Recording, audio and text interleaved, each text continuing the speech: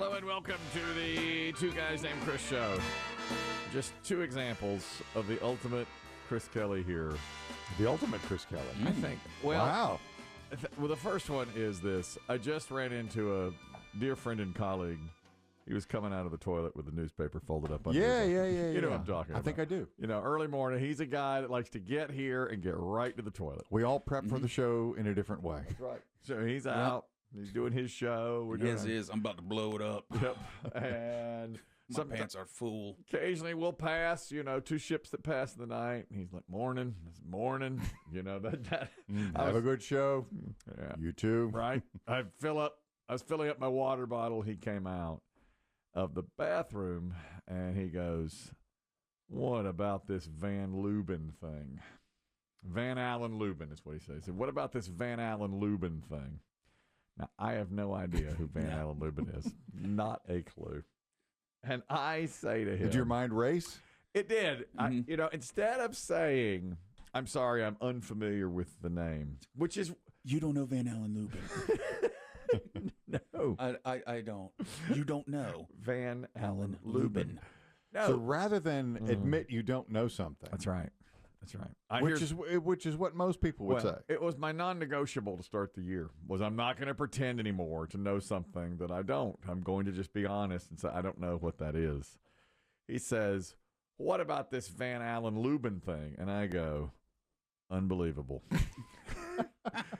And he says, Did you try to give it kind of a I gave it like unbelievable, Unreal. And he says, based on his tone? yes, based on his tone. And he goes, it truly is, man. It truly is. And he goes, Did you think to yourself, I got it? I got it. And he goes, that's NIL for you. And he walked down the hall. And I was like, Van Allen Lubin must be a college athlete. Because that's a sports reference now. And we're both Tar Heel fans. And he's wearing a Tar Heel shirt today. And he comes out of the toilet, folds the newspaper underarm. I look up from my water. He goes, morning. I say, morning. He goes, what about this Van Allen Lubin thing? Unbelievable. It truly is, man. That's NIL for you. Have a great show. You too. Okay, so Don't go in there, by the way. I just destroyed that. So I come in here and say to Chris Demm, who or what is a Van Allen Lubin? And Chris Demm goes, I don't have any idea. Truly, I don't.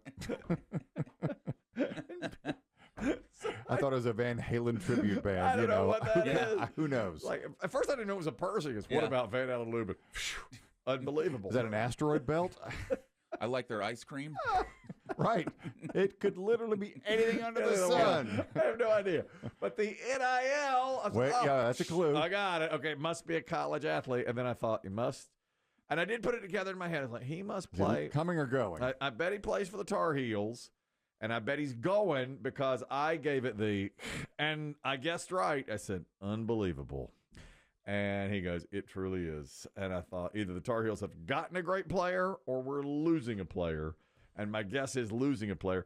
So I got in here and I said to Biggie, who is Van Allen Lubin? And he goes, I'm wearing them. He's an oversized male fashion designer. oh, I thought it was going to be a cologne. Oh, I thought it was your new cologne. And who are we wearing today?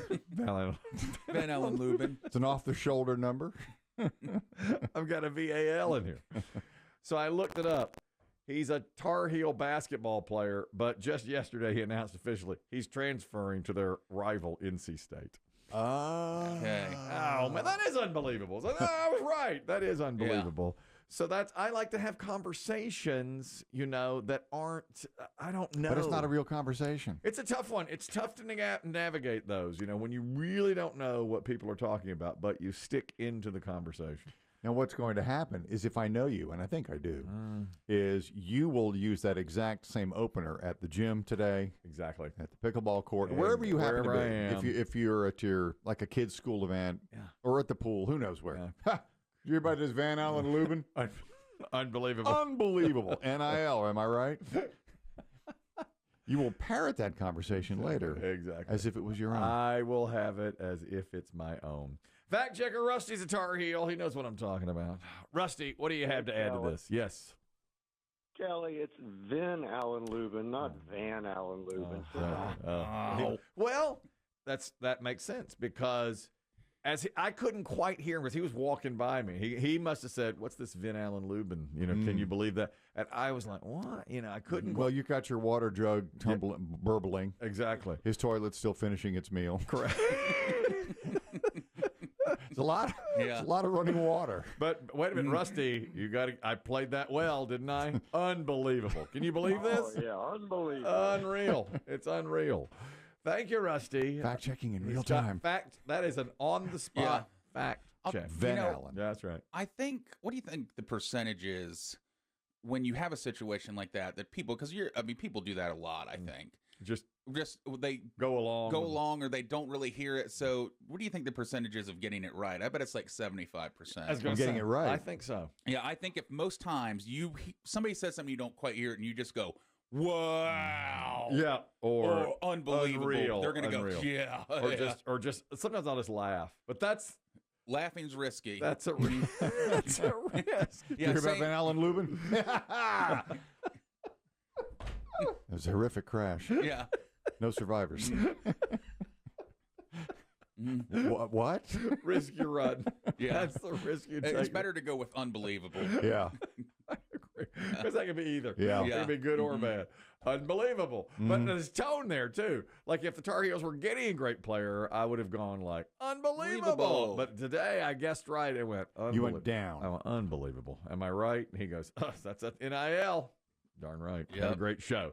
That's how we did it. Here's the other. And we've chronicled this now for a few days. The other ultimate Chris Kelly. A couple of weeks ago, in fact, probably further back than that, after we had revealed Biggie's dry erase board, and I guess we should go ahead and take care of this. Biggie's, how many days since last illness? 2 days is what we're up to now since last illness. It had climbed as high as 33, but he missed on Friday, so it went back to 0, and now we're up to 2. So Biggie's at 2 days. And a few weeks ago when we first started this, our sales manager came into the office without Biggie being around and said, I love this dry erase board. And he goes, do you think we could sell that to a client and like have listeners guess how many days can Biggie go? And I said, yes, we can do that. And we were loving it. And then we're going to sell it to a healthcare company, a casino. Yeah, really. I mean, it could be anybody. And so a few days after that, he presented it at his sales meeting, and one of the sales people came back to the office and said, you're not going to believe what they're wanting to do with your dear friend. And then said the exact same thing I had just endorsed. And I said, unbelievable. These ghouls are unbelievable. The way they're trying to manipulate, the way they're trying to use my best friend's health. It's a human life. This is a life, exactly. And you want to monetize. Right. So that's where we left it. Then Biggie missed, and the original guy, the sales manager, says, now's the time to strike. And I said, boom. Go for it. So now the update, he has called a pizza franchise, and he said, do you want to advertise on Biggie's dry erase board and have listeners guess at how many days until he misses work, and however many days it is, that's how many free pizzas they get. And the guy said, this is the most ghoulish behavior I've ever heard in my life. And then actually phoned Biggie and said, you're not going to believe what they're doing to you. Unbelievable. Right. Which put me in a very awkward spot. Of course. Now you're in an awkward spot, right? We're trying to sell this thing. I think what's happened is just through the years, it's maybe we've just become desensitized to that's right human feelings, human feelings. And the person selling, he's been in the business forever too. Yeah, that's right. And because I got a call. I'll just tell you, it's who who I work with. Right. And they were like, well, we just care a lot about you here. Right. I've also known them a long time. They've been friends of mine forever. Okay. I'm not going to pretend that doesn't hurt a little. We've only known you 16 years. You've been in the building 20, and we're trying to sell your pain, your grief, your illness. Yeah. Well, because they are like, we just care a lot about you. We don't, we just use you. Yeah. We just we're worried about your health. We worry about you. And I was put in a very Chris Kelly position. Yeah. Because I was like, yeah, well, because see, I brought in the board. You did, but I don't think you ever expected us to try to. Yeah, no, yeah. I didn't either. So I tried to say, I was like, well, we're just having fun. I brought in the board. Yeah. I'm like, yeah, but, try to sell your days missing. And I'm like, yeah. Yeah, okay. Okay, now I see the other side. I see how it comes off there. I know. That's right. You're right. I'm desensitized to things like that. So that's where we are. And now we'll continue to try to sell it, of course. Of course, yeah. Of course we will. We'll do that. And eventually it probably will become. Maybe we should sell it to Powerball. As the numbers go up, the more you win. That's right. Sell it to the lottery. That's exactly right. I like that. These are all, no bad ideas here, okay? That's what I tried to say that, too. I was like, well, we're just bouncing some ideas around. No, they don't understand it. Speaking of bad ideas, apparently, I don't even know if this is real. There's a billboard that has gone up, and I guess it is a real product. It's by a brand called Primally Pure. It is a controversial billboard for a sunscreen, and the ad for the sunscreen said it contains beef tallow. It says it has an SPF of whatever number, but it has beef tallow in it. Now, that's the same stuff that's in like Crisco. So it says it allows you to tan without causing you to burn. That's the type of stuff my sister used to put on like baby oil and iodine in the 1980s. Yeah. When she was trying to darken your skin. Darken her skin, yeah. So they say that the tallow will, A, help you absorb the sun's rays better, and B, still keep your skin from burning. But every expert has said, do not put this product on your skin. No, there's no protection. That's what they were saying. And they've gone. Here's a doctor, a dermatologist that took to social media over it and said, do not use this. Let's talk about why beef tallow is absolutely not a replacement for sunscreen. Why is this a bad idea? No UV protection. Beef tallow has an SPF of like 0. So you're not going to get any UVA or UVB protection, which we know causes skin cancer, sun damage, pigmentation, and premature aging. Second is increases in sun damage. Oils like tallow can actually increase the risk of UV penetration. So you're not just unprotected, you're even more vulnerable. Now, the ad claims that the beef tallow is like a natural SPF, that it will protect you from the sun naturally. Because recently we've talked about how sunscreens do have some, a lot of the spray-on sunscreens have chemicals in there that are not necessarily great for your skin, but they're saying this is natural. You've heard the dermatologists there say, don't do that. What I would say, no bad ideas. Yeah, you ever seen a sunburned cow? I don't think so. Exactly. Have you ever seen a cow with a sunburn? With an issue with sun? No, you have not. Agreed 100%. I just read that now that we're into summer, unofficially, with Memorial Day passing and people looking at sunscreen and so forth, that we take better care of our skin on vacation than we do regularly. Because on vacation, we're like sunscreen, sunscreen, sunscreen, but really you need it every day. Yeah, you don't think about it. No. Vacation is just set into your mind, okay, I'm going to the beach, I need sunscreen. Need a bunch of sunscreen. You should do it. They say you really should put on sunscreen every day, especially in the summer, of course. We're not outside that much. No, we're not. Well, one of us is. I'm outside. I do play, and I put it on when I play pickleball now, religiously. Because you learned the hard way. I have. Yeah. Look at my face. Look at this face. It's all. It's just disgusting. Can we sell it? No, I mean, I think it's only fair. Have we thought about monetizing your face? Can we monetize my face? It hurts to put my glasses on now. Oh no, really? Well, yeah, because the pinching. Wow, how does face get like that? Cancer. Can we sell it? Do you want me to sponsor that? Can we put? Well, yeah. Can we put a sponsorship on that somehow? Yes. Hopefully, you'll have a couple more weeks though, because it's supposed to be clearing up now. I've been using that because I had that cancerous lesion removed. Now I've been putting on that chemo cream, and it's turned my face into like hamburger. Well, I'm waiting. I'm really anxious to see the end results, because apparently once you finish the cream, though, your skin looks amazing. Like in 1 month's time? Yeah. So I'm told. So today's my last day using it, and I have an appointment with the dermatologist in a little over 2 weeks. Hopefully that gives it enough time to heal so the dermatologist can look and see how the progress has been going along. And supposedly at that point, and everybody tells me that, and many people have told me, oh, I've used that, it makes my skin, it's so much softer. You know, it's so much. It gets rid of wrinkles and all that. Do you think? And I think the answer is yes. If people could get their hands on it, if they didn't need it, yeah, I bet they would. And probably just to get that, they'd use it in the winter to get that beautiful skin for the summer. Well, probably, but it does. Now you're going to have to go through this nasty redness. It stings. Somebody just told me that what is it? Dermabrasion is a big thing now. And basically, it was a doctor.